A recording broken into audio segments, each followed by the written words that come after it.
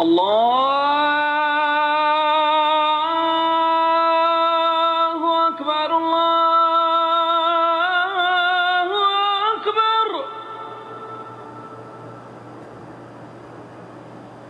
اللہ اکبر اللہ اکبر اشہد ان لا الہ الا اللہ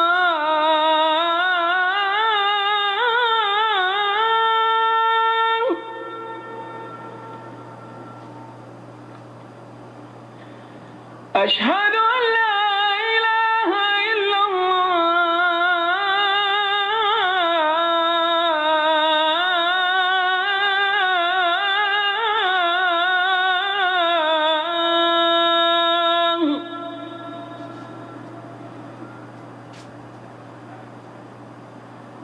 اشہد ان محمد رسول اللہ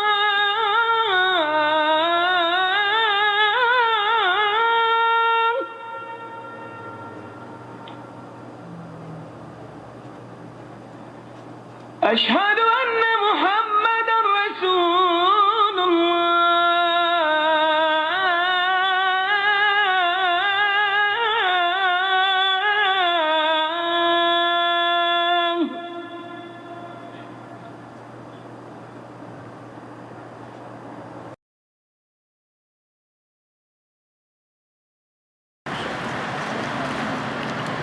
إن الحمد لله نحمده ونستعينه ونستغفره ونعوذ بالله من شرور أنفسنا ومن سيئات أعمالنا من يهده الله فلا مضل له ومن يضلل فلا هادي له وأشهد أن لا إله إلا الله وحده لا شريك له وأشهد أن محمدا عبده ورسوله أما بعد فإن خير الحديث كتاب الله وخير الهدي هدي محمد صلى الله عليه وسلم وشر الأمور محدثاتها وكل محدثة بدعة وكل بدعة ضلالة وكل ضلالة في النار رب اشرح لي صدري ويسر لي أمري واحلل عقدة من لساني يفقهوا قولي رب أعوذ بك من همزات الشياطين وأعوذ بك رب أن يحضرون اعوذ باللہ السمیع العلیم من الشیطان الرجیم ما كنت بدعا من الرسل وما ادری ما يفعل بی ولا بکم ان اتبع الا ما یوحى الی وما انا الا نذیر مبین۔ قرآن کریم میں اللہ رب العزت نے کچھ لوگوں کے اللہ سے بکثرت ڈرنے کا ذکر کیا ہے، اور اللہ کا ڈر، اللہ کا خوف، اس کی خشیت، اس کا تقوی دل میں کب پیدا ہوتا ہے یا کس کے دل میں پیدا ہوتا ہے، اس سلسلہ میں قرآن کریم میں اللہ رب العزت نے ارشاد فرمایا ہے انما یخشی اللہ من عبادہ العلماء۔ اللہ سے صحیح معنوں میں اگر کوئی ڈرتا ہے تو وہ علماء ہے۔ علماء کے اللہ سے ڈرنے کا ذکر کیوں آیا؟ وہ اس لیے کہ علماء اللہ کے بارے میں عام آدمی کی نسبت معرفت اور پہچان زیادہ رکھتے ہیں۔ جب کوئی آدمی کسی کو جانتا ہی نہیں تو وہ اس کی قدر کیا کرے گا؟ اگر کسی کے بارے میں معلوم ہے کہ یہ فلاں شخص ہے، فلاں عہدے پر قائم ہے، فلاں منصب پر کام کر رہا ہے، تو آدمی اس کو دیکھتے ہی پہچانتے ہی اس کی قدر، اس کی منزلت، اس کی عزت، اس کا احترام اس کے منصب کے مطابق کرنا شروع کر دے گا۔ اور اگر پتہ ہی نہیں، آدمی بہت بڑا ہے لیکن وہ عام آدمیوں کے اندر ہی موجود ہے، دیکھا السلام علیکم وعلیکم السلام، بات آئی گئی ہو گئی، قدر و منزلت کب معلوم ہوگی؟ جب صحیح معنوں میں اس کی معرفت حاصل ہوگی۔ اللہ رب العزت کی خشیت، اس کا خوف، اللہ رب العزت کا تقوی وہ آدمی کے دل میں کب پیدا ہوگا؟ جب اللہ کی معرفت حاصل ہو جائے گی۔ اور اسلام کے 3 معروف اصول ہیں، ان 3 معروف اصولوں میں سے پہلا اصول ہی معرفت الہی ہے۔ اسلام کے 3 بنیادی اصول، معرفت الہی پہلا اصول، معرفت دین دوسرا اصول، اور معرفت رسول صلی اللہ علیہ وسلم تیسرا اصول۔ اور اتفاق یہ ہے کہ قبر میں جو 3 سوال ہوں گے وہ تینوں سوال بھی اسی تینوں اصولوں کے بارے میں ہیں، انہی تینوں اصولوں کے بارے میں۔ من ربو کا، ما دینوں کا، من نبیوں کا، تیرا رب کون ہے، تیرا دین کیا ہے، تیرا نبی کون ہے۔ ان تینوں باتوں کے بارے میں قبر میں بھی امتحان ہوگا، سوال ہوگا، اور جو اس امتحان سے پاس ہو گیا، نکل گیا، سمجھیں کہ اس کے بعد والی منزلیں اس کے لیے آسان ہو گئی۔ اللہ رب العزت کا خوف علماء کو، اگر صحیح معنوں میں وہ اللہ سے ڈرنے والے ہیں، صحیح معنوں میں انہیں اللہ کی معرفت حاصل ہے، تو اللہ سے صحیح معنوں میں وہی ڈرتے ہیں۔ جسے یہ معلوم ہی نہیں کہ اللہ ان بطش ربک لشدید، تیرے رب کی پکڑ بڑی مضبوط ہے، جسے اس بات کا پتہ ہی نہیں وہ اللہ سے کیا ڈرے گا۔ جس نے صرف یہ سن رکھا ہے کہ اللہ بڑا غفور رحیم ہے، اسے اللہ سے ڈرنے کی کیا ضرورت ہے؟ اللہ سے تو وہ تب ڈرے گا کہ جب اسے اس بات کا بھی یقین ہو کہ اللہ جبار اور قہار بھی ہے، اس کی پکڑ بڑی سخت ہے، اور اگر وہ پکڑنے پہ آ جائے تو اس کی پکڑ سے کوئی نکل کر بھاگ نہیں سکتا۔ یا معاشر الجن والانس ان استطعتم ان تنفذوا من اقطار السماوات والارض فانفذوا لا تنفذون الا بسلطان فبأي آلاء ربكما تكذبان۔ اللہ نے فرمایا، اے انسانوں، اے جنوں، اگر تم میں سے کوئی بھی میری سلطنت سے بھاگ کر نکل سکتا ہے، بھاگ جاؤ، بھاگ کے دکھاؤ۔ لا تنفذون الا بسلطان، جہاں بھی جاؤ گے میری ہی سلطنت ہے، میری سلطنت سے کہیں بھاگ کر نہیں جا سکتے۔ اگر اللہ کی سلطنت، اللہ کی قدرت اور اس کی قوت، اگر اس کی عظمت دل میں موجود ہے، کوئی صحیح معنوں میں جانتا ہے، تو وہ اللہ سے ڈرے گا بھی اسی مقدار میں، اسی انداز۔ یہی وجہ ہے کہ جو آدمی اللہ کو جتنا زیادہ، جتنا قریب سے، جتنا بہتر طریقے پر جانتا ہے، وہ اتنا ہی اللہ تعالیٰ سے زیادہ ڈرتا ہے۔ اللہ کی مخلوقات میں سے فرشتے اللہ کے مقرب ترین فرشتے ہیں، اور اللہ سے سب سے زیادہ ڈرتے بھی وہی ہیں، کیونکہ وہ اللہ کو بہت قریب سے جانتے ہیں۔ اللہ رب العزت نے قرآن کریم میں ان کا وصف بیان فرمایا، لا یعصون اللہ ما امرہم، ان فرشتوں کو اللہ جو بھی حکم دے دیتا ہے وہ اس کی نافرمانی نہیں کرتا۔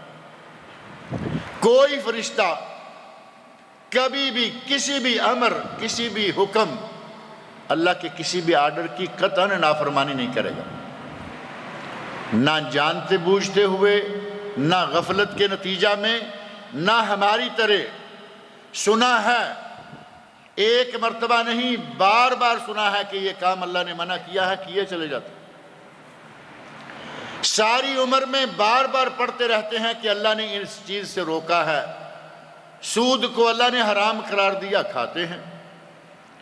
رشوت کو اللہ نے، اللہ کے رسول نے حرام قرار دیا، کھائے چلے جاتے ہیں۔ فرشتوں میں یہ بات نہیں ہے۔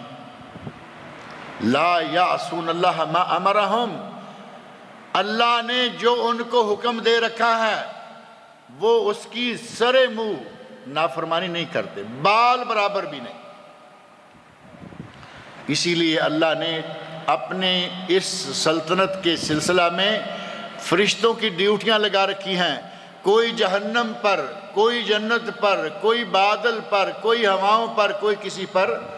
اور جہنم کے فرشتوں کے بارے میں فرمایا، علیہا ملائکۃ غلاظ شداد لا یعصون اللہ ما امرہم، جہنم پر اللہ نے جو فرشتے مقرر کر رکھے ہیں وہ بڑے سخت ہیں، بڑے شدید ہیں۔ اور اگر کوئی کہے کہ اللہ نے کہا ہے اس کو عذاب دینا ہے، اور وہ سمجھیں گے کہ یہ تو چیخ رہا ہے، چلا رہا ہے، میں اس کو چھوڑ دوں، لا یعصون اللہ ما امرہ، وہ کسی پر ترس نہیں کھائیں گے، وہ کسی پر رحم نہیں کھائیں گے۔ اللہ نے کہا ہے عذاب دینا ہے، عذاب دیے چلے جائیں گے۔ اللہ کی معرفت کے اعتبار سے سب سے زیادہ اس سے ڈرنے والے اس کے فرشتے ہیں، اور اسی لیے انبیاء کرام اور مقربین فرشتے یہ وہ گروہ ہیں، یہ دو لوگ وہ ہیں جو اللہ سے سب سے زیادہ ڈرتے ہیں۔ انبیاء کرام اللہ سے بہت ڈرتے ہیں، کیونکہ بنی نوع انسان میں سے اگر اللہ کی معرفت کسی کو حاصل ہے تو وہ سب سے زیادہ کس کو ہے؟ انبیاء کو۔ فرشتے تو بنی نوع انسان میں سے نہیں ہے نا، وہ تو نوری مخلوق ہیں، ان کا اور ہمارا بہت فرق ہے۔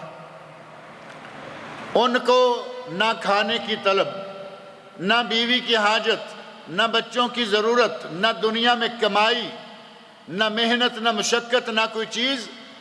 ہمیں انسانوں کو یہ ساری چیزیں بھی چاہیے، اور جب ان سب چیزوں کے ساتھ انسان اللہ کے سامنے جھک جاتا ہے تو اس وقت اس کی اہمیت اور بھی زیادہ ہو جاتی ہے۔ جسے کھانے کی ضرورت نہیں ہے، سبحان اللہ الحمدللہ اللہ اکبر پہ گزارا چل رہا ہے، وہ تو سبحان اللہ الحمدللہ اللہ اکبر کہے چلا جائے گا۔ جسے بیوی بچوں کی ضروریات پوری کرنے کے لیے کوئی وقت نہیں چاہیے، وہ سارا وقت اللہ کی عبادت میں لگائے گا۔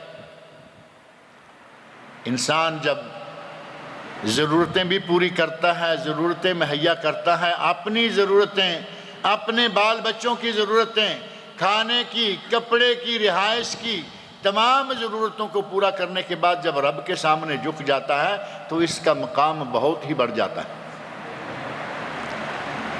اسی لیے کہا گیا نا فرشتوں سے بہتر ہے انسان بننا،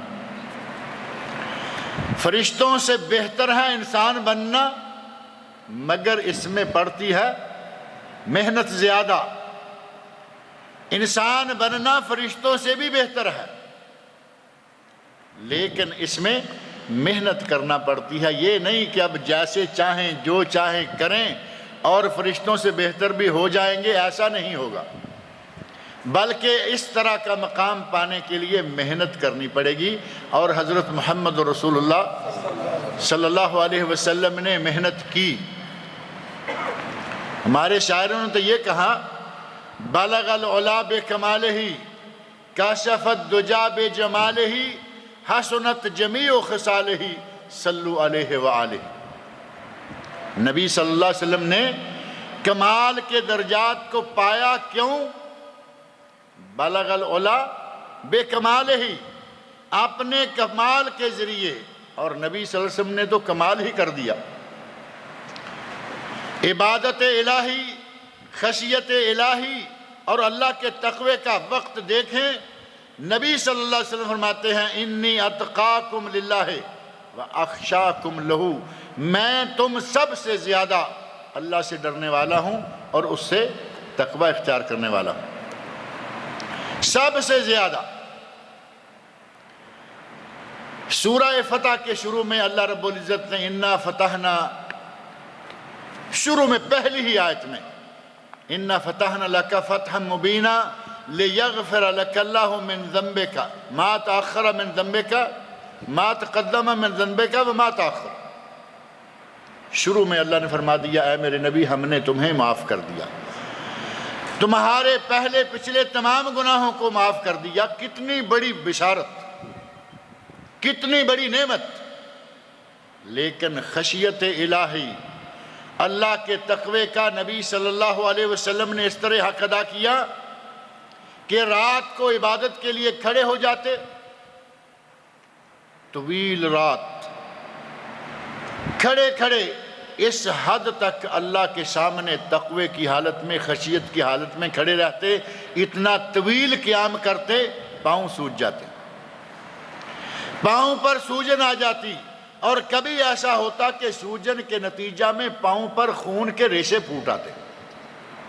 ام المومنین حضرت عائشہ صدیقہ رضی اللہ عنہا جب یہ منظر دیکھتی تو کہتی یا رسول اللہ نے آپ کے پہلے پچھلے تمام گناہ معاف کر رکھے ہیں، جب یہ صورتحال ہے تو پھر آپ اپنے آپ کو اس طرح ہلکان کیوں کر رہے؟ تو نبی اکرم صلی اللہ علیہ وسلم کیا فرماتے ہیں، عائشہ افلا اکون عبدا شکورا، اللہ نے میرے پہلے پچھلے تمام گناہ معاف کر رکھے ہیں تو اس کی اس نعمت کا میں شکر نہ ادا کروں؟ اتنا طویل قیام سورہ مزمل میں اللہ رب العزت نے فرمایا اے میرے نبی آدھی رات او انقص منہ قلیلا، اس سے بھی تھوڑی کم کر لو۔ اتنا طویل قیام نبی صلی اللہ علیہ وسلم کیوں فرما رہے ہیں؟ کہ وہ اللہ کو ہم سب کی نسبت سب سے زیادہ جانتے تھے، اللہ سے سب سے زیادہ اسی لیے ڈرتے تھے کہ وہ اللہ کو سب سے زیادہ ہم سے جانتے تھے۔ اور نبی صلی اللہ علیہ وسلم کی طرح ہی پہلے انبیاء، حضرت ہود علیہ السلام کا ذکر قرآن کریم میں موجود ہے، اپنی قوم کو انہوں نے دعوت دی، اپنی قوم کو دعوت دینے کے ساتھ ہی فرمایا کہ میں اللہ سے ڈرتا ہوں، اگر تم لوگوں نے اللہ کی دعوت کو قبول نہ کیا تو مجھے ڈر ہے، انی اخاف علیکم عذابا عظیم۔ انبیاء کرام نے اپنے اپنے انداز سے اپنی قوموں کو ڈرایا، اور نبی اکرم صلی اللہ علیہ وسلم نے اپنی قوم کو ڈرایا اور فرمایا وَإِن تَوَلَّوْا فَإِنِّي أَخَافُ عَلَيْكُمْ عَذَابَ يَوْمٍ كَبِيرٍ، اگر تم نے اللہ کی دعوت کو قبول نہ کیا، اللہ کی توحید کو نہ مانا، اگر تم نے انکار کیا پھر گئے، تو مجھے اس بہت بڑے عذاب کا ڈر ہے جو تم کو آ کے گھیر لے گا۔ انبیاء کرام نبی صلی اللہ علیہ وسلم اور پہلے انبیاء کرام اللہ سے بہت ڈرا کرتے تھے۔ ہود علیہ السلام ہیں، صالح علیہ السلام ہیں، قوموں کو معجزات اللہ کے فضل و کرم سے دکھائے، قوموں کو اللہ کی ذات سے ڈرایا، اور پھر کہا کہ اگر تم مان جاؤ گے اللہ کے عذاب سے محفوظ ہو جاؤ گے، اور اگر نہ مانو گے تو مجھے ڈر ہے، انی اخاف علیکم عذاب یوم عظیم، انی اخاف علیکم عذاب یوم کبیر۔ کسی نبی نے کہا کہ بہت بڑے دن کے یوم کبیر کے عذاب سے میں ڈرتا ہوں، اور کسی نبی نے کہا کہ میں یوم عظیم، لیکن یہ یوم کبیر یوم عظیم کون سا دن ہے؟ قیامت کا دن۔ جس نے بھی اپنی امت کو جس طرح کی بھی دعوت دی، ساتھ ہی یہ بھی بتا دیا کہ مجھے ڈر آتا ہے، اگر تم نہ مانے، تم نے عمل نہ کیا، اگر اطاعت اختیار نہ کی تو قیامت کا دن آئے گا اور تمہیں اللہ پکڑ لے گا۔ تمام انبیاء کرام، صالح علیہ السلام، حضرت نوح علیہ السلام، حضرت ہود علیہ السلام، حضرت محمد رسول اللہ صلی اللہ علیہ وسلم، اور تو اور اللہ رب العزت کی مخلوقات میں سے بجلی جو کڑکتی ہے، بادل برستے ہیں، بجلی ایک چمکتی ہے جس کو برق کہتے ہیں، اور ایک بجلی کڑکتی ہے جس کو رعد کہا جاتا ہے۔ کڑکنے والی اور چمکنے والی بجلی، وَيُسَبِّحُ الرَّعْدُ بِحَمْدِهِ، اللہ نے فرمایا کہ یہ جو کڑک ہے، تم تو سمجھتے ہو کہ کڑک ہے آواز، لیکن حقیقت میں یہ بجلی اپنے رب کی تعریف بیان کرتی ہے۔ بجلیاں بھی اللہ سے ڈرتی ہیں، اللہ کی تسبیح بیان کرتی ہیں، وَيُسَبِّحُ الرَّعْدُ بِحَمْدِهِ۔ یہ کڑک محض ایک آواز نہیں، یہ ایک تسبیح ہے، وَالْمَلَائِكَةُ، اور اللہ کے فرشتے بھی تسبیح بیان کرتے ہیں۔ کیوں؟ مِنْ خِیفَتِهِ، یہ بھی اللہ سے ڈرتے ہیں۔ بجلیاں بھی اللہ سے ڈرتی ہیں، فرشتے بھی اللہ سے ڈرتے ہیں۔ ہمیں بھی اللہ سے ڈرنا چاہیے یا نہیں؟ ہم نہیں ڈرتے ہیں۔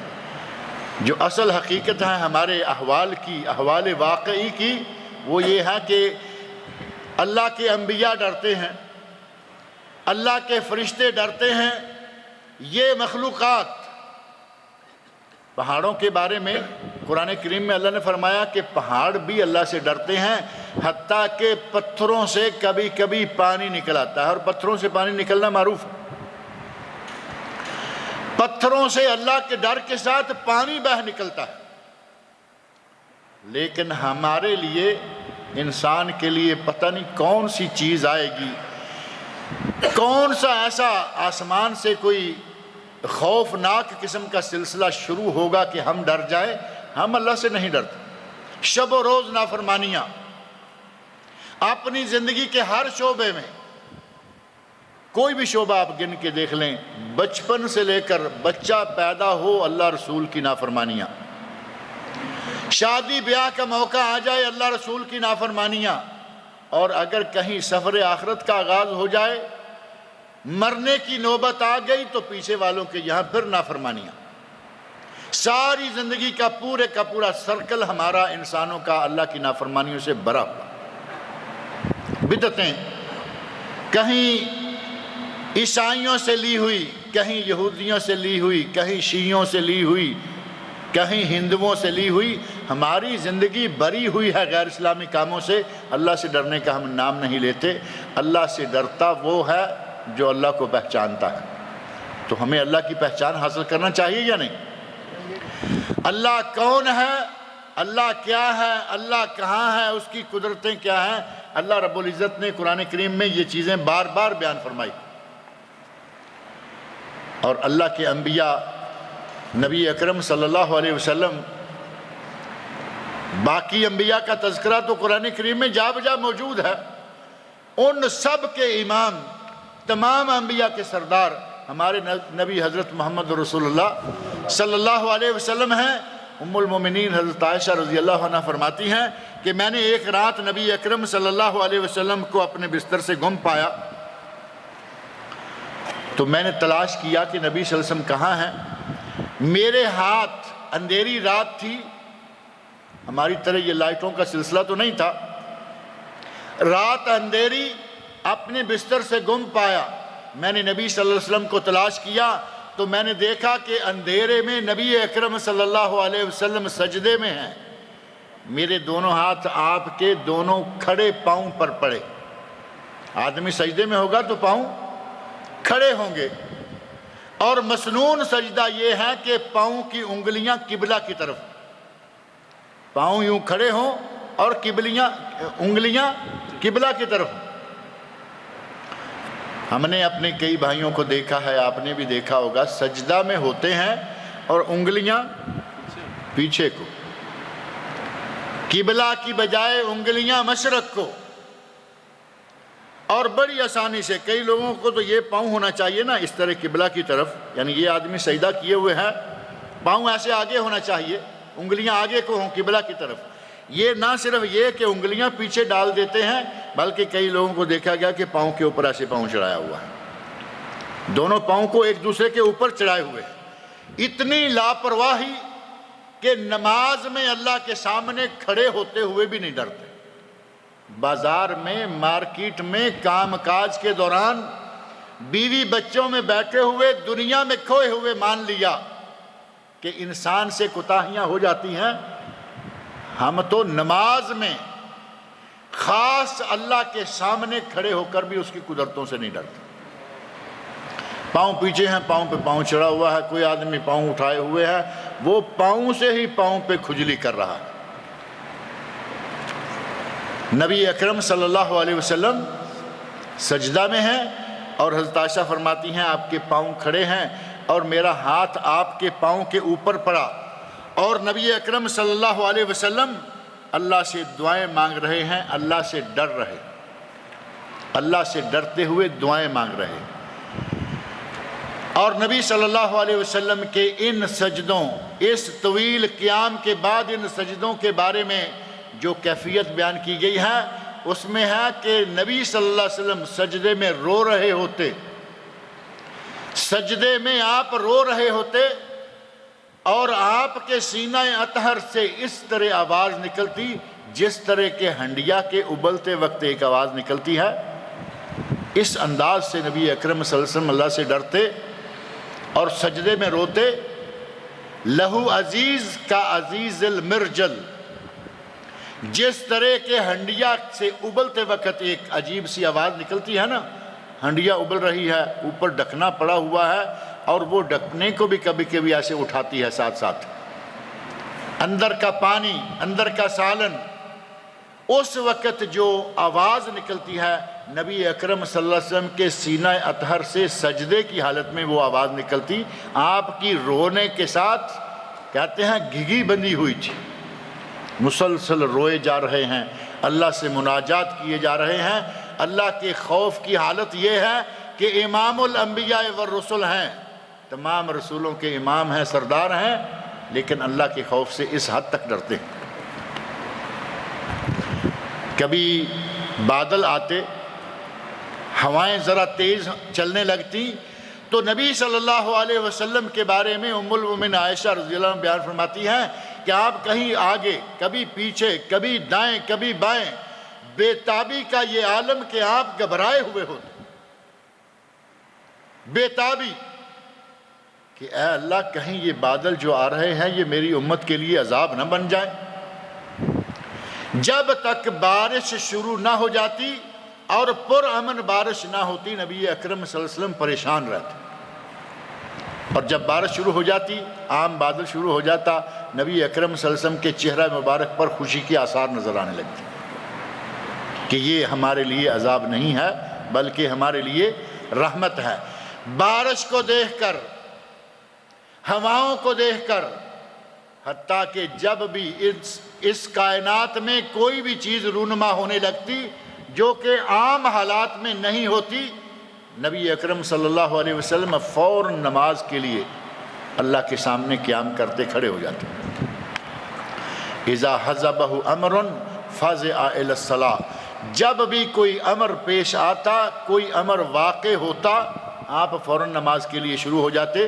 جیسا کہ گرہن کے موقع پر چاند کو گرہن لگے، سورج کو گرہن لگے، نبی اکرم صلی اللہ علیہ وسلم نے اپنے بچوں کو جنگل میں لے جا کے زمین میں گاڑ کر، یہ پچھلے ہفتے جو گرہن لگی ہے، آپ نے اس کا منظر شاید پاکستان سے، کراچی کے سمندر سے ٹیلی ویژن پر کچھ منظر دکھائے گئے، میں تو اتفاق سے نہیں دیکھ سکا، لیکن یقین مانے ملک کے اس علاقے سے جو مغربی ہے، یمبو اور دوسرے علاقے، وہاں سے بعض لوگوں نے فون کر کے بتایا کہ پاکستان میں کراچی میں لوگ اپنے بچوں کو سمندر کے کنارے پر ریت میں گاڑ رہے، وہ بچے جن کے جسم میں کچھ عیب ہے، کمزوری ہے، کسی کا ہاتھ ٹیڑھا ہے، کسی کی ٹانگ ٹیڑھی ہے یا کوئی اور عیب ہے، ان بچوں کو ریت کے اندر گلے تک گاڑ کے پیچھے ہٹ جاتے ہیں۔ اور نظریہ یہ بیان کیا جا رہا ہے کہ گرہن لگی ہوئی ہو، بچوں کو ریت میں، مٹی میں گاڑ دیں تو وہ بیماری ختم ہو جاتی۔ ایک وقت وہ تھا جب لوگوں نے کہا کہ نبی کا بیٹا فوت ہو گیا ہے، اس لیے آج گرہن لگ گیا ہے، چاند اور سورج بھی اللہ کے نبی کے بیٹے کی وفات پر افسوس کر رہے ہیں، ان کو گرہن لگ گیا۔ ابراہیم رضی اللہ عنہ نبی صلی اللہ علیہ وسلم کے فرزند فوت ہوئے، گرہن لگ گیا، لوگوں نے کہا کہ اس لیے گرہن لگا ہے۔ نبی اکرم صلی اللہ علیہ وسلم نے لوگوں کو اکٹھے کیا، خطبہ دیا اور ارشاد فرمایا، ان الشمس والقمر آیاتان من آیات اللہ، یہ سورج اور یہ چاند اللہ کی دو نشانیاں ہیں، لا ينخسفان لموت احد ولا لحیات، یہ کسی کے مرنے یا کسی کے پیدا ہونے سے نہیں گہناتے، ان کو گہن کسی کے مرنے کے غم میں اور کسی کے پیدا ہونے کی خوشی میں، کسی کی شادی کی خوشی میں، کسی کے غم میں، ان کو گرہن نہیں لگتا، یہ اللہ کی نشانیاں۔ لیکن حکم کیا دیا؟ فرمایا کہ گرہن لگا دیکھو فوراً مسجد میں اکٹھے ہو جاؤ اور نمازیں پڑھو۔ ہمارے لوگوں نے مسجد میں اکٹھے ہونے کی بجائے اپنے بچوں کے لیے اور سمندر کے کنارے پر چلے گئے۔ نبی اکرم صلی اللہ علیہ وسلم سے اس قسم کی کوئی خرافات قطعاً ثابت نہیں ہے۔ اگر یہ اچھا ہوتا تو نبی صلی اللہ علیہ وسلم نے بتا دیا ہوتا، کہ جب کبھی گرہن لگے اپنے بچوں کو سمندر پر لے جانا، تمہارے بچے ٹھیک ہو جائیں گے۔ قطعاً ایسا نہیں۔ شہد کے بارے میں بتایا، حبہ سودا کے بارے میں بتایا، نباتات کے بارے میں بتایا، لیکن گرہن لگے تو بچوں کو شفا ملے گی، ایسی کوئی بات نہیں ہے۔ ہمارے یہاں کتنی باتیں معروف ہیں۔ حاملہ عورت چھت پر نہ جائے، کہتے ہیں کہ حاملہ عورت، پریگننٹ عورت ہے تو وہ چھت پر نہ جائے، وہ چھت پر نہ چڑھے، وہ چارپائی پر نہ لیٹے، جب تک گرہن لگا ہوا ہے اسے نعوذ باللہ عذاب ہے کہ وہ چلتی پھرتی رہے، گھومتی رہے۔ اس کا کیا قصور ہے اس گرہن میں کہ وہ بیٹھ نہیں سکتی، وہ لیٹ نہیں سکتی؟ کہتے ہیں جی اگر گرہن کی حالت میں حاملہ عورت بیٹھ گئی تو کیا ہوگا؟ اس کے پیٹ کے بچے پر نشان لگ جائے گا، کالے رنگ کا نشان لگ جائے گا، بچے کو گرہن نعوذ باللہ لگ جائے گا۔ اس معصوم بچے کا کیا قصور ہے؟ اس نے گرہن لگانے میں کیا کردار ادا کیا؟ اس کی ماں کا اس وقت کیا قصور ہے؟ خرافات بھی بناتے ہیں تو وہ جن کو انسان کی عقل بھی نہ مانے۔ چاند سورج آسمان پر گرہن لگانے والی وہ ذات جو جب چاہے جس وقت چاہے نور کھینچ لے، چاند کا نور کھینچ لے، سورج کا، وہ مالک۔ ہم نے دنیا میں اپنے نظام میں نئی سے نئی باتیں کرنا شروع کر دی۔ نبی اکرم صلی اللہ علیہ وسلم گرہن لگتا تو نماز پڑھتے، 2 رکعت نماز، کبھی 2 رکوع، 1 رکعت میں 2 رکوع، 1 رکعت میں 3 رکوع، اور بعض روایات میں ہے 1 رکعت میں 4 رکوع۔ رکوع کیا، سبحان ربی العظیم، یہ تسبیح پڑھی جتنی مرتبہ اللہ نے توفیق دی، سمع اللہ لمن حمدہ، ربنا لک الحمد حمدن کثیرن طیبا مبارکن فیہ، فارغ ہوئے، پھر قرآن کریم کی تلاوت شروع کر دی۔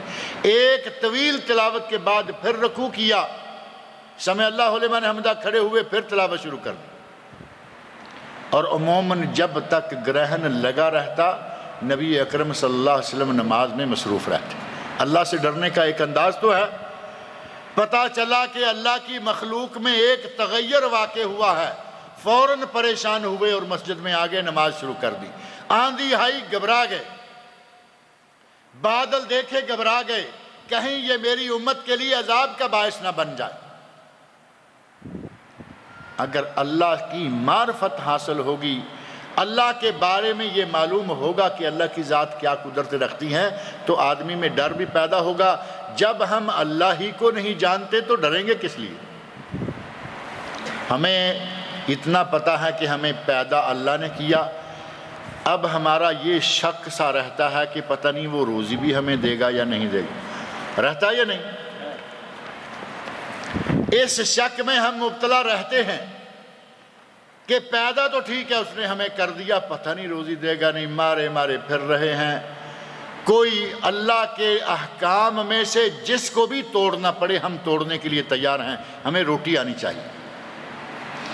کمائی کے جائز نجائز تمام طریقے اختیار کریں گے، ہمیں روٹی آنی چاہیے، جبکہ اللہ رب العزت نے قرآن کریم میں وعدہ کر رکھا ہے کہ انسان تو انسان ہے، میری پیاری مخلوق ہے، میں نے تو کسی بھی جاندار کو دنیا میں بھوکا نہیں مارا۔ وَمَا مِن دَابَّةٍ فِي الْأَرْضِ إِلَّا عَلَى اللَّهِ رِزْقُهَا۔ قرآن کریم میں اللہ نے فرمایا کہ روئے زمین پر چلنے والی کوئی مخلوق ایسی نہیں ہے، میں نے اس کی روزی کی ذمہ داری خود اٹھا رکھی۔ بہت ساری باتیں، بہت ساری چیزیں ہیں، نبی اکرم صلی اللہ علیہ وسلم ہمیں کیا بتا کے گئے، انبیاء کرام کس طرح ڈرتے رہے، فرشتے ڈرتے ہیں، اللہ کی مخلوق ڈرتی ہے، پتھر پہاڑ ڈرتے ہیں، بجلیاں آسمان سے گرنے والی ڈرتی ہیں۔ ایک ہم ہیں کہ انتہائی نڈر ہو کر اپنی زندگی کو اپنی مرضی سے گزارنے پر مصر، جو ہوگا دیکھا جائے گا، کریں گے وہ جو ہماری مرضی ہوگی۔ میرے بھائی ایسا نہیں، انبیاء کے ڈر کے مطابق اس مقدار میں تو ہم نہیں ڈر سکتے، اس مقدار میں تو ہم عمل نہیں کر سکتے، لیکن کم از کم اتنا تو عمل کرنا چاہیے جتنا ہم سے ممکن۔ حرام کھانے کے، حرام کمانے کے جتنے ذرائع ہیں ان کو ترک کر دیں، نیت کر لیں، اللہ یقیناً حلال عطا فرمائے گا۔ وَمَن يَتَّقِ اللَّهَ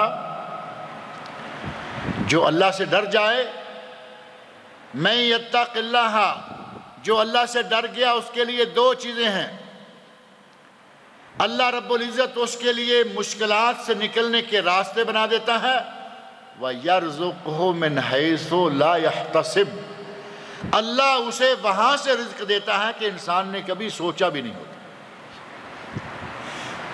ہمیں جب کہا جاتا ہے کہ بھائی بینک میں سروس کے لیے گنجائش ہے، فیسیلیٹیز بہت ہیں، مکان بنانے کے لیے قرضہ بلا سود مل جائے گا، جو سودی بینک میں بیٹھ کر کام کرے گا اس کی تنخواہ سود سے، اس کی ساری کی ساری فیسیلیٹیز سود سے آئیں گی، اسے بلا سود اگر قرضہ مل بھی گیا تو کون سا تیر مارا؟ ہر مہینے کی تنخواہ سود سے، اسے اندر بیٹھ کر جتنا بھی چائے پانی پینا ہے سود کے پیسے سے، شب و روز حرام کھائے گا، مکان بنانے کے لیے اسے بلا سود قرضہ مل جائے گا، کون سی بات؟ لیکن پرواہ نہیں، کچھ بھی ہو، رشوت ہے، سود ہے، یہ ہے وہ ہے، ہم اپنی زندگیوں میں بالکل نہیں ڈرتے۔ ہمیں اللہ کی ذات سے ڈرنا چاہیے، اللہ کو پہچاننا چاہیے، اس کی معرفت حاصل کرنی چاہیے۔ اللہ کی معرفت، دین کی معرفت، رسول کی معرفت، یہ تین اصول ہیں۔ ان تینوں اصولوں پر کتابیں تک موجود ہیں۔ الاصول الثلاثہ شیخ الاسلام محمد بن عبد الوہاب رحمۃ اللہ علیہ کی کتاب ہے۔ ثلاثۃ الاصول اور الاصول الثلاثہ، یہ دونوں نام ایک ہی کتاب کے ہیں، کسی میں ثلاثہ پہلے، کسی میں اصول پہلے، اور یہ کتاب اب کئی زبانوں میں چھپ چکی ہے، اور یہی کتاب اردو میں بھی موجود ہے، اور مکتبہ کتاب و سنت ریحان چیمہ پاکستان سیالکوٹ اور مکتبہ توحید پبلیکیشنز بنگلور، وہاں سے یہ اردو میں بھی چھپ چکی ہے۔ اس کتاب کا مطالعہ کریں، اس میں انشاءاللہ آپ کو معرفت الہی، معرفت دین اور معرفت رسول، یہ تینوں اصول جو ہیں وہ ملیں گے۔ اللہ رب العزت مجھے اور آپ سب لوگوں کو نیک عمل کی توفیق عطا فرمائے، اللہ کا صحیح تقوی، صحیح خوف اور خشیت الہی اختیار کرنے کی توفیق سے نوازے۔ اللہ تعالیٰ مجھے اور آپ سب لوگوں کو نیک عمل کی توفیق عطا فرمائے۔ یہ کچھ کتابیں ہیں، توحید پبلیکیشن شروع سے اردو کتابیں پیش کرتے رہے ہیں، لیکن اس مرتبہ انہوں نے ایک قدم اور اٹھایا ہے کہ 3 کتابیں وہ انگلش میں بھی لائے ہیں۔ ایک کتاب محرمات، یہ شیخ محمد بن صالح المنجد کی کتاب ہے، معروف کتاب ہے، جس میں حرام اشیاء و امور کا ذکر آیا ہے۔ دوسری کتاب ہے منکرین سنت، منکرین حدیث جو پاکستان کے ٹیلی ویژنوں سے دنیا بھر میں اپنی کوششیں کر رہے ہیں، جو لوگوں کو حدیث رسول سے دور کرنا چاہتے ہیں، حدیث کی اہمیت کم کرنا چاہتے ہیں، اور ان لوگوں کا اس وقت بہت بڑا نمائندہ جاوید غامدی ہے۔ میں یہ اس لیے نام لینا چاہتا ہوں کہ لوگ بڑے شوق سے سنتے ہیں، بڑی اچھی باتیں کرتا ہے، وہ بظاہر بڑی اچھی باتیں ہیں، لیکن لوگوں کو سنت رسول سے بہکانے کے لیے وہ بہت بڑا کردار ادا کر رہا ہے، انتہائی خطرناک پروپیگنڈا اس کا۔ چودھری پرویز احمد، اس کے بعد پروفیسر رفیع اللہ شہاب اور فلاں اور آج کل ان کے چیمپئن جاوید غامدی ہیں۔ اگر کسی نے انگلش میں ان کے نظریات کے بارے میں پڑھنا ہو تو بہترین کتاب ہے۔ ویسے اردو میں پہلے سے آئینہ پرویزیت مولانا عبد الرحمن کیلانی رحمۃ اللہ علیہ کی اتنی موٹی کتاب ہے، آئینہ پرویزیت۔ یہ وہی پرویزی ہیں جو کہ منکرین سنت ہیں، اور ان کے بارے میں انہی کے چیمپئن یہ ہیں جاوید غامدی۔ ان لوگوں کا، ایک آدمی کا نام لے کر نہیں، ان کے نظریہ کا رد جو ہے وہ اس کتاب میں کیا گیا ہے۔ اس اعتبار سے بڑی عمدہ کتاب ہے، اور آدمی کو اپنے دین کے اپنے خالق کے بارے میں معرفت الہی کا ایک جو پہلا اصول ہے اصول دین میں سے معرفت الہی، اس کے بارے میں یہ کتاب ہے جو شیخ محمد بن صالح العثیمین رحمۃ اللہ علیہ کی ہے۔ اور حرام و حلال، خاص طور پر وہ چیزیں جو حرام ہیں، ان چیزوں کو گن کر 70-80 چیزوں کو شیخ محمد بن صالح المنجد نے عربی میں جمع کیا، جس کا انگلش ایڈیشن یہ ہے اور اسی کا اردو ایڈیشن یہ ہے۔ یہ ترجمہ بھی توحید پبلیکیشن والوں نے چھاپا ہے اردو میں، اور اس کا انگلش بھی ہے۔ جس کو انگلش چاہیے انگلش لے، اردو چاہیے اردو لے۔ اور یہ کتابیں یہاں نہیں ہیں، یہ کتابیں انڈیا میں موجود ہیں، چونکہ یہاں تو ظاہر ہے ساری کتابیں لانا ممکن نہیں ہے، لیکن ان کا کہنا ہے کہ محرمات والی یہ کتاب جو ہے، یہ اگر کوئی انڈیا میں تقسیم کروانا چاہے یا اپنا ایڈریس دے دے، وہاں وہ کتابیں پہنچا دی جائیں گی۔ یہ اردو میں 100 کتابوں کی قیمت ہے 115 ریال، اور 50 کتابوں کی 58 ریال، اور 25 کتابوں کی 29 ریال۔ اسی طرح جو انگلش ایڈیشن ہے اس کی 100 کتابیں 110 ریال کی، 50 کتابیں 55 کی، 25 کتابیں 28 ریال کی ہیں۔ جو آدمی اپنے لیے، اپنے بزرگوں کے لیے صدقہ جاریہ کے طور پر کتابیں تقسیم کرنا چاہے، اس کے لیے بہترین موقع ہے ان چاروں کتابوں میں سے، یا توحید پبلیکیشنز کی اس سے پہلے بھی بہت ساری کتابیں ہیں، جن میں سے مرد و زن کی نماز میں فرق، امامت کے اہل کون، سماع و قوالی اور گانا و موسیقی، جہیز جوڑا کی رسم وغیرہ کافی ساری کتابیں ہیں۔ میرا خیال ہے کہ توحید پبلیکیشنز کی اس وقت تک 35 کتابیں چھپ چکی ہیں۔ یہ 35ویں کتاب ہے جو یہ پیچھے اس کے لکھا ہوا ہے، 35 کتابیں ان کی چھپ گئی ہیں۔ یہ ساری کتابیں جو بانٹنا چاہے وہ ان سے لے لے۔ رحمت اللہ خان صاحب یہاں موجود ہیں، ایڈوکیٹ رحمت اللہ خان، اسی طرح شاہد ستار ہیں اور ساتھی ہیں جن سے رابطہ کیا جا سکتا ہے۔ کہتے ہیں کہ کافروں، غیر مسلموں کی برائیوں سے لوگوں کو آگاہ کرنا کیا یہ غیبت ہے؟ غیبت جو ہے تب ہے، نبی اکرم صلی اللہ علیہ وسلم سے پوچھا گیا کہ غیبت کیا ہے، تو آپ نے فرمایا ذکرو کا اخاکا بما یکرہ۔ یہ نبی صلی اللہ علیہ وسلم کے الفاظ ہیں، ذکرو کا اخاکا بما یکرہ، تیرا اپنے بھائی کا اس انداز سے ان باتوں میں تذکرہ کرنا جو اسے ناپسند ہے۔ پہلی بات یہ کہ ذکرو کا اخاکا فرمایا ہے، یہ نہیں فرمایا کہ کسی بھی انسان کا ذکر، بلکہ صرف تیرے مسلمان بھائی کا ذکر۔ مسلمان کا بھائی صرف انما المؤمنون اخوہ، قرآن میں اللہ نے فرمایا ہے کہ مومن آپس میں بھائی بھائی ہیں۔ مسلمان اور کافر، جو ہمارے ایک نعرہ اٹھتا ہے نا، ہندو مسلم سکھ عیسائی، ہندو مسلم سکھ عیسائی، یہ سارے ہی بھائی بھائی، اور کبھی کہیں گے شیعہ سنی بھائی بھائی، یہ وہابی قوم کہاں سے آئی؟ ہم ہندوؤں کو بھائی مان لیتے ہیں، سکھوں کو بھائی مان لیتے ہیں، عیسائیوں کو بھائی مان لیتے ہیں، بھائی نہیں مانتے تو وہابیوں کو نہیں مانتے، کیونکہ وہ قرآن و سنت پر جو چلنے والے ہوئے، اسے کیوں بھائی مانیں گے؟ تو اگر کوئی غیر مسلموں کے جو عیوب ہیں، ان میں جو برائیاں ہیں، ان کے عقیدے میں جو غلاظتیں ہیں، ان کے غیر مسلم ہونے کے جو اسباب ہیں، اگر وہ کوئی بیان کرتا ہے تو یہ غیبت شمار نہیں ہوگی، کیونکہ وہ کافر ہے، نمبر 1۔ نمبر 2 یہ کہ اس کے عقائد کی گندگیاں اگر بیان نہیں کی جائیں گی تو خطرہ ہے کہ ہمارا بھی کوئی آدمی وہاں گھس جائے گا۔ لہٰذا غیر مسلموں کے بارے میں اس طرح کی باتیں کرنا، اس میں کوئی عیب والی بات نہیں ہے۔ کوئی اگر کسی کو وہ بھی ایسے، لیکن یہاں یہ بھی ذہن میں رکھیں کہ نبی صلی اللہ علیہ وسلم نے فرمایا کہ اپنے بھائی کا کچھ اس انداز سے تذکرہ کرنا کہ جو اسے ناپسند ہے۔ مثال کے طور پر آپ نے کبھی کسی آدمی کو سامنے تو نہیں کہا کہ تو کانا ہے، یعنی کسی کی آنکھیں خراب ہیں، سامنے نہیں کہتا کہ تو کانا ہے، لوگوں کے سامنے کہے گا وہ کانا، اسے تکلیف ہوگی یا نہیں؟ یہ بھی غیبت ہے۔ کبھی سامنے نہیں کہتے کہ تم کیا ٹھنگے سے ہو، چھوٹے نہیں کہتا، کسی کے سامنے بات کرے گا تو فلاں ٹھنگا، چھوٹا اور فلاں ایسا، کبھی کسی کو کالو، کسی کو چھوٹو، کسی کو موٹو، کسی کو کچھ، یہ ساری غیبتیں ہیں۔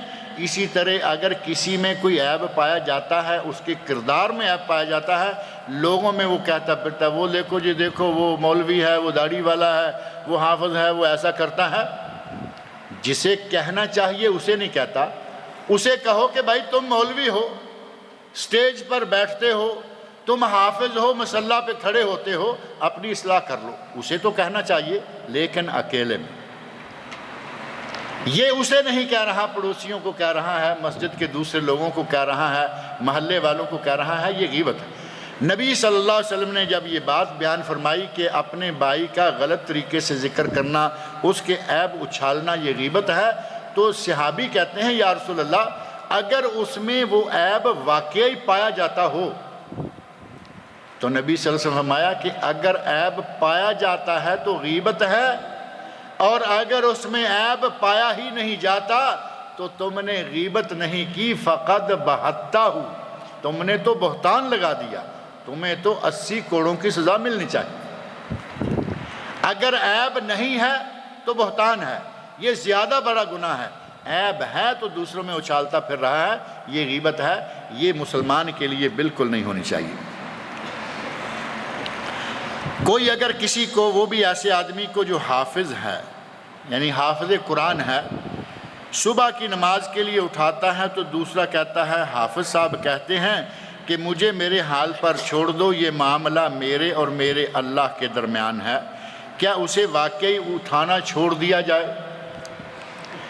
اگر یہی ہوتا تو نبی صلی اللہ علیہ وسلم کو پریشان ہونے کی، ماریں کھانے کی، سر پھڑوانے کی، دانت تڑوانے کی کیا ضرورت تھی؟ آپ ایک مرتبہ اعلان کر دیتے کہ مشرکین مکہ یہ بت کچھ نہیں کر سکتے، مشرکین مکہ ان کی پوجا کرنا شرک ہے، اور اس کے بعد آرام سے بیٹھ جاتے، دوبارہ کہنے کی کیا ضرورت ہے؟ نبی صلی اللہ علیہ وسلم نے ساری عمر شرک کے خلاف دعوت دی، ساری عمر توحید کی دعوت دی، ساری عمر برائیوں سے روکا، اور ساری عمر امر بالمعروف کا کام کرتے رہے۔ اگر اتنا ہی کافی تھا کہ یہ حافظ قرآن ہیں، ان کو کچھ کہنے کی کیا ضرورت ہے؟ تو نبی صلی اللہ علیہ وسلم کو گالیاں کھانے کی کیا ضرورت تھی؟ آپ نے گالیاں کیوں کھائیں؟ 40 برس تک لوگوں کی آنکھ کا تارا رہے، معزز و مکرم رہے، صادق و امین کا لقب پایا۔ پہلے 40 سال میں کافر مشرکین جو ہیں وہ بھی کہہ رہے ہیں، جاء صادق جاء امین رضینا بہی، ہمیں اس کی ہر بات ماننے کے لیے ہم تیار ہیں۔ لیکن جب کہا قولوا لا الہ الا اللہ، تو کل تک صادق و امین کہنے والے دشمن ہو گئے۔ کہا کیا تھا؟ یہ بت تمہارے کسی کام نہیں آئیں گے، ان کی پوجا چھوڑ دو، ایک اللہ کی پوجا کرو جو اس پوری کائنات کا خالق و مالک ہے۔ نبی صلی اللہ علیہ وسلم نے دعوت کو آخر تک نہیں چھوڑا۔ کب نوبت یہاں تک آ گئی کہ مشرکین مکہ نے کہا کہ ابو طالب اپنے بھتیجے کو روک لو، نہیں تو ہم اس کو قتل کر دیں گے۔ ابو طالب ایک مرتبہ ڈر گئے، کہا بھتیجے قوم بہت بڑی ہے، میں اکیلا ہوں اور میں ویسے بھی بوڑھا ہونے جا رہا ہوں، اگر تم ان کی بات مان لو، وہ کہتے ہیں ایک دن تمہارا اور دوسرے دن ہمارے، تو کمپرومائز کے لیے چچا نے نبی صلی اللہ علیہ وسلم کو تیار کرنا چاہا۔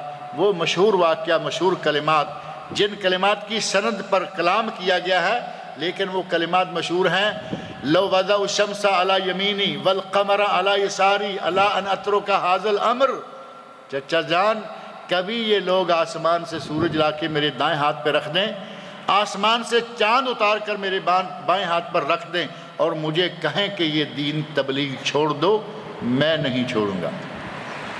جب تک اللہ دین کو غالب نہ کر دے یا مجھے ہلاک نہ کر دے، میں تبلیغ نہیں چھوڑوں۔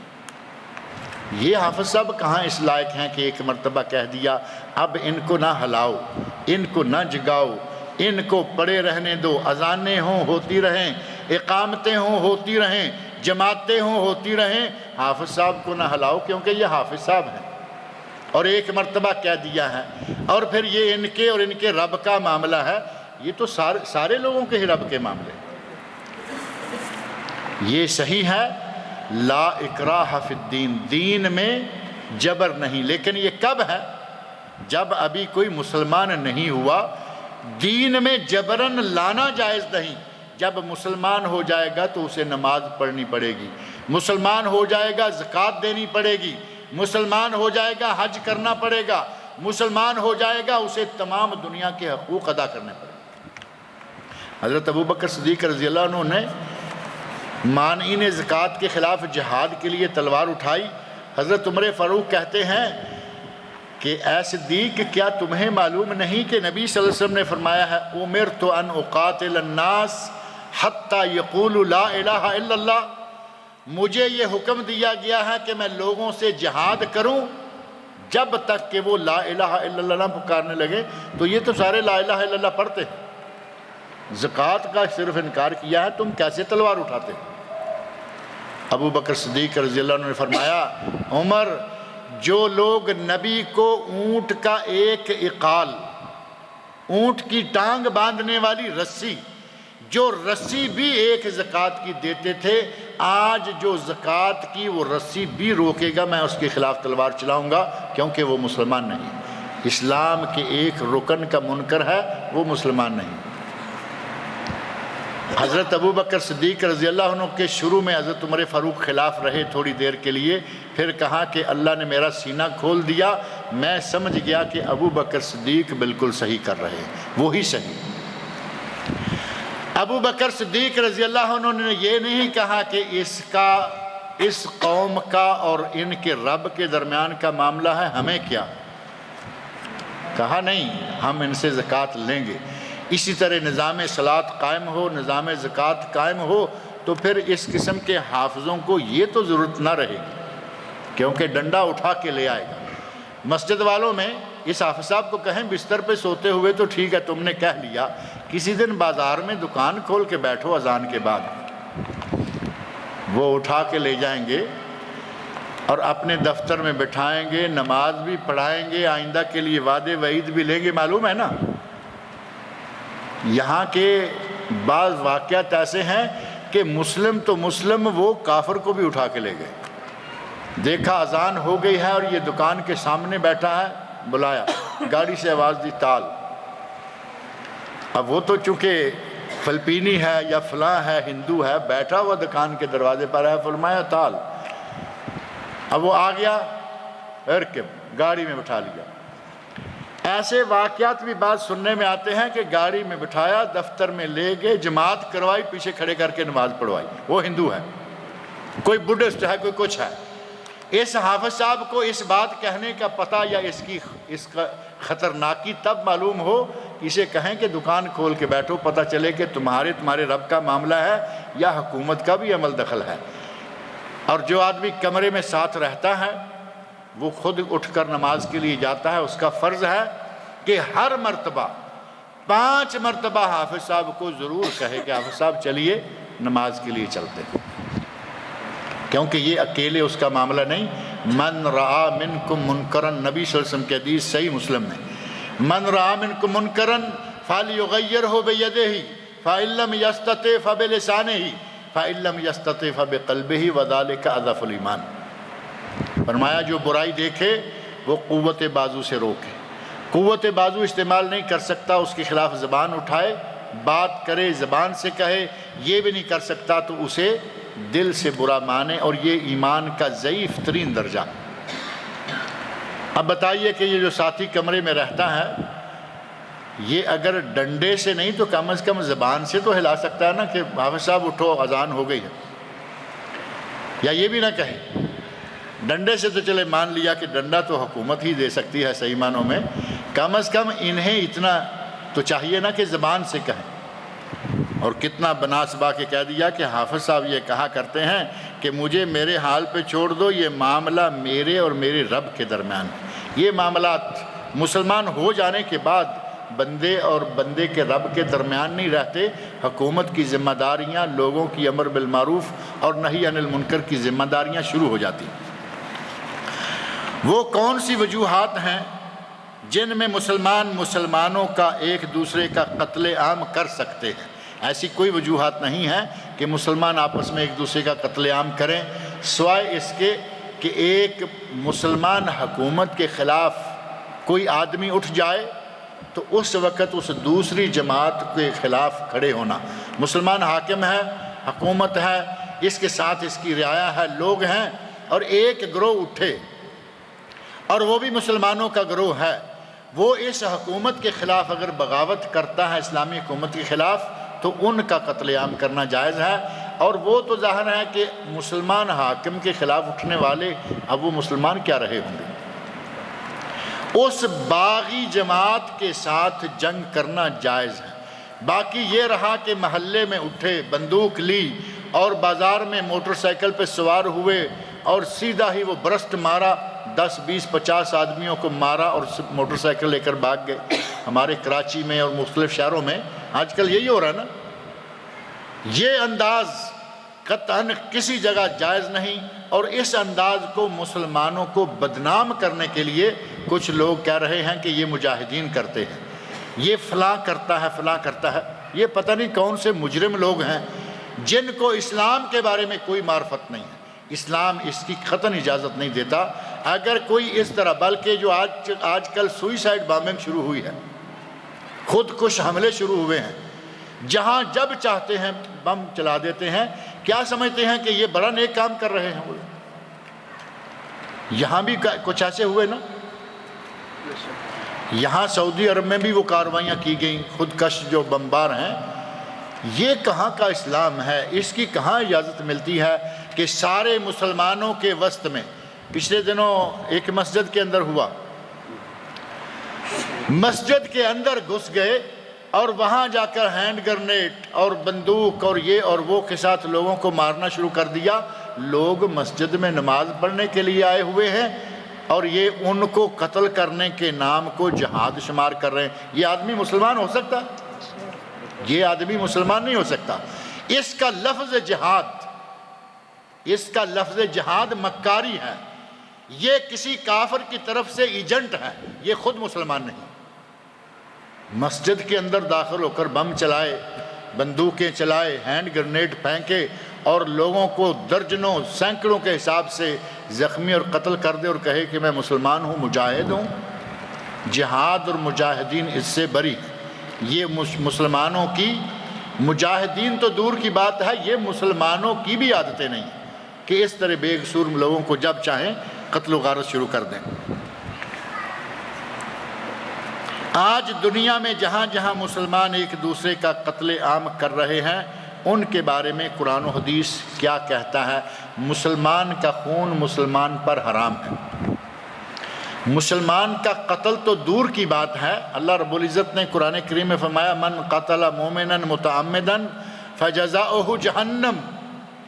جو کسی مومن کو جان بوجھ کر قتل کر دیتا ہے اس کی سزا جہنم ہے. خالدن فیہا، تھوڑے سے عرصہ کے لیے نہیں بلکہ ہمیشہ جہنم میں رہے گا، اس کی سزا جہنم. قتل تو دور کی بات ہے. نبی صلی اللہ علیہ وسلم نے تو فرمایا ہے کہ اگر کوئی مومن کو ڈراتا ہے، محض تلوار نکالی، بندوق نکالی، محض مومن کو ڈرانا بھی گناہ. اور مومن تو بہت بڑی قیمتی چیز ہے.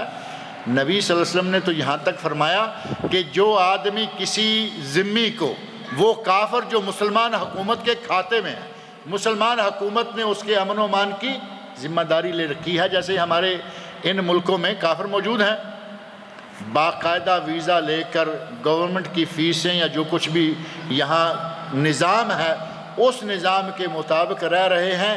یہ ذمی ہیں اور ان ذمیوں کا قتل کرنا حرام ہے. نبی صلی اللہ علیہ وسلم فرمایا کہ جو آدمی ذمی کو قتل کر دے وہ جنت کی خوشبو نہ سونگھ پائے گا، حالانکہ جنت کی خوشبو دور تک آ رہی ہوگی. پچھلے 2 خطبوں کی سیڑھیاں 2 موجود ہیں، اسلام میں نماز کی اہمیت اور دوسری رشوت کے بارے میں. 2 خطبے جو پہلے گزر گئے ہیں ان کے بارے میں یہ سیڑھیاں باہر موجود ہیں بشیر الدین صاحب کے پاس. یہ تو میرا خیال ہے 3-4 ریال کی یا 6 کی، 3. یہ 2 سیڑھیاں 3 ریال کی ہیں، 2 خطبے ہیں ان میں. اور یہ جو نہیں ملی ہے اگلے ہفتے میں، یہ تفسیر ابن کثیر پوری 5 جلدوں میں جو ہوتی ہے، اور صحیح بخاری شریف جو 9 جلدوں میں ہے، اور وہ کم بھی ہے، 3 میں بھی ہے، 5 میں بھی ہے، لیکن تاج کمپنی نے 9 جلدوں میں بخاری چھاپی تھی اور 5 جلدوں میں معروف ہے تفسیر ابن کثیر. یہ سی ڈی ان دونوں کتابوں پر مشتمل ہے اور سب کو فری ملی ہے، اور جن کو اس مرتبہ نہیں ملی ان کو انشاءاللہ اگلے جمعہ کو مل جائے گی. وہ لوگ تشریف لائیں اور اپنا حصہ جو ہے اس میں سے حاصل کریں انشاءاللہ. اللہ تعالیٰ جنہوں نے بھیجی ہے، یہ پہلی سیریز جو ہیں یہ دمام سے آئی ہے، اور حاجی یونس صاحب ہیں دمام میں، انہوں نے یہ 60 سیریز میرا خیال بھیجی ہیں. دعا کریں کہ اللہ رب العزت ان کے اس نیک عمل کو قبول فرمائے. وہ کچھ تھوڑے بیمار رہتے ہیں، اللہ تعالیٰ ان کو شفائے کاملہ عاجلہ بھی عطا فرمائے، اور آئندہ بھائی فصیح الدین قریشی صاحب لائیں گے، ان کے لیے ایڈوانس دعا کر دیں کہ اللہ رب العزت ان کو برکتیں عطا فرمائے۔ نیک کام یہ کرتے رہتے ہیں، اللہ پاک ان کے تمام نیک کاموں کو قبول فرمائے، ان کی تمام نیک خواہشات کو اللہ تعالیٰ پورا فرمائے۔ خودکشی کرنے والے کے لیے کیا حکم ہے؟ کیا اس کی بخشش ہوگی یا نہیں؟ اور اس کی نماز جنازہ پڑھی جائے گی یا نہیں؟ اور کیا وہ مومن شمار ہوگا یا نہیں؟ کیا اس کے لیے دعا کی جا سکے گی یا نہیں؟ خودکشی کرنا حرام موت مرنا ہے۔ نبی صلی اللہ علیہ وسلم ارشاد فرماتے ہیں کہ جو آدمی خودکشی کر کے مرے گا، جس نے زہر پھانکا، زہر کھا کے مر گیا، اس کو مرنے کے بعد قبر میں حشر تک، قیامت آنے تک یہی سزا دی جائے گی کہ زہر پھانکتے رہو، اس کی تکلیف سے مرتے رہو۔ وہ بار بار مرتا اور جیتا رہے گا۔ جس نے تلوار یا چاقو یا کچھ اپنے پیٹ میں گھونپ لیا، اس طرح مر گیا، اس کو تلوار یا چاقو دے دیا جائے گا، قیامت تک وہ اپنے پیٹ میں چاقو ہی مارتا رہے گا۔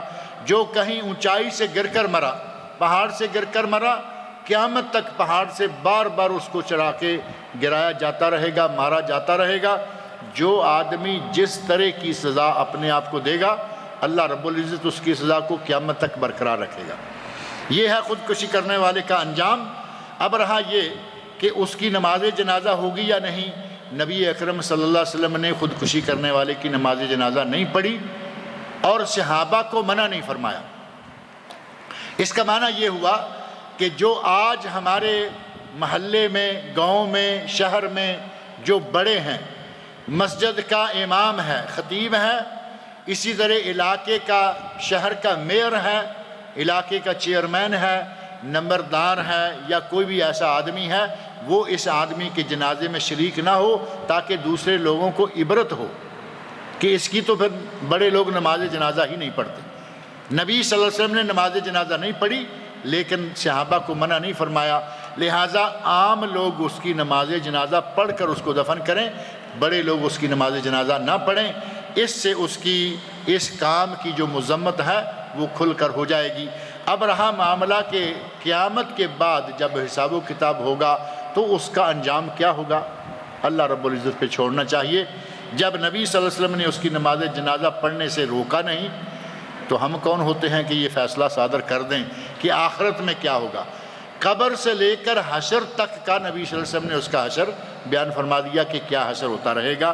اللہ رب العزت ہمیں ایسی حرام موت مرنے سے محفوظ رکھے، اور جو ایسی نیت کر لیتے ہیں اللہ تعالیٰ ان کو ہدایت عطا فرمائے۔ اور پھر یہ خودکشی جو ہے، ایک تو یہ خودکش بمبار ہیں، جو خودکش حملہ آور ہیں وہ ہیں، ایک وہ ہیں کہ اپنے گھر کی پریشانیوں کے نتیجے میں خودکشی کر لیتے۔ یہاں رہتا ہے پاکستان سے، انڈیا سے، بنگلہ دیش سے ٹیلی فون آیا، چھت میں رسی لٹکائی اور لٹک گیا۔ پاکستان سے، انڈیا سے، بنگلہ دیش سے خط آیا، اس میں کیا لکھا ہوا ہے، کچھ کھا لیا اور مر گیا، کچھ کر لیا اور مر گیا۔ یہ بزدلی کی موت ہے۔ مشکلات کا سامنا کرنا چاہیے، گھر کے حالات کو سدھارنے کے لیے، سنوارنے کے لیے کوشش کرنی کے جائے ہوش و واس سے کام لینا چاہیے۔ مر گیا تو کیا سنوارا اس نے؟ اگر مثال کے طور پر کسی کی بیوی بھاگ گئی، بڑی تکلیف دہ باتیں ہیں، لیکن تمہارے مر جانے سے کیا وہ واپس آ جائے گی؟ وہ تو بھاگ گئی۔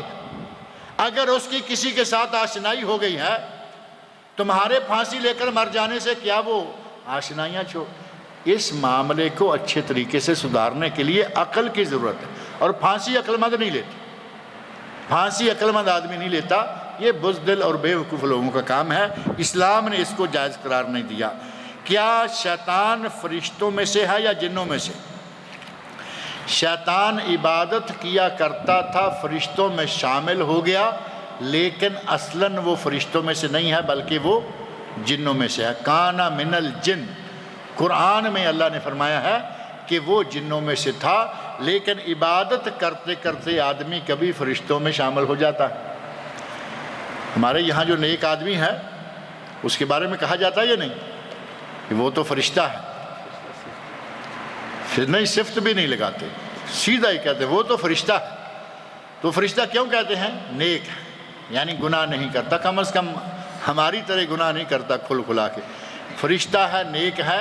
اسی طرح یہ بھی نیک تھا، لیکن جب ایک سجدے کا انکار کیا تو اللہ رب العزت نے اس کو اس کے ٹھکانے پر نہیں بچایا، بلکہ جو اس کائنات کے لوگوں کے لیے سب سے بدترین ٹھکانہ ہو سکتا ہے وہ اس کا مقدر کر دیا۔ اللہ رب العزت سے دعا ہے کہ وہ مجھے اور آپ سب لوگوں کو اسلام کو سمجھنے، اس کو اپنانے اور اس کے احکام پر